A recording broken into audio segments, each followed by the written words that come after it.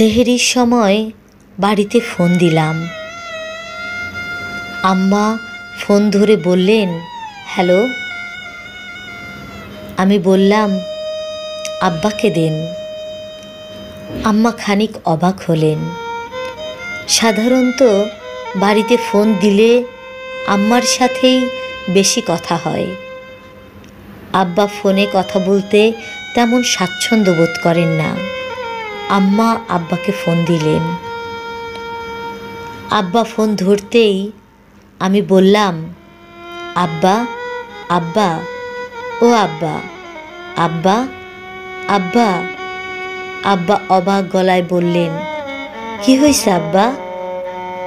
আমি বললাম, আব্বা, ও আব্বা, আব্বা, আব্বা, আব্বা, ও আব্বা, আব্বা। আব্বা এবার রীতিমতো চিন্তিত হয়ে পড়লেন। তিনি বিভ্রান্ত গলায় বললেন, কি হয়েছে আব্বা? কিছু হয়েছে? আমি আবারও বললাম, ও আব্বা, আব্বা, আব্বা, আব্বা, আব্বা, ও আব্বা।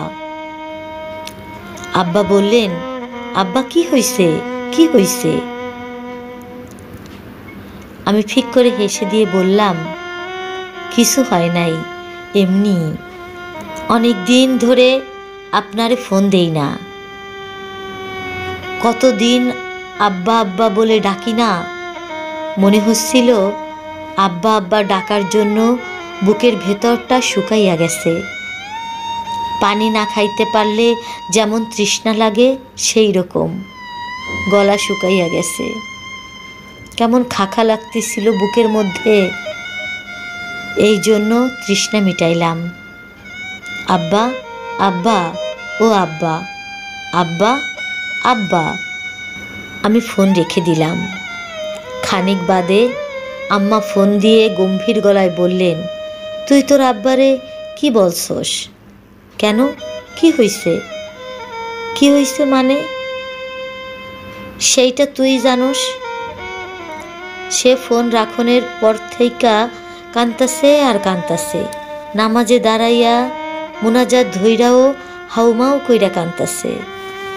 কি কইছস তোর আব্বারে? কি বলছি আমি? আমি হঠাৎ চুপ করে যাই, একদম চুপ।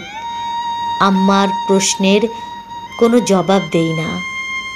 চুপ করে বসে থাকি নিঃশব্দ।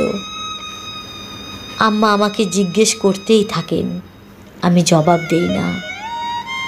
আমার চোখ ক্রমশই ঝাপসা হতে থাকে, গাল ভিজে যেতে থাকে। বাইরে সুবহে সাদিকের আলো ফুটছে।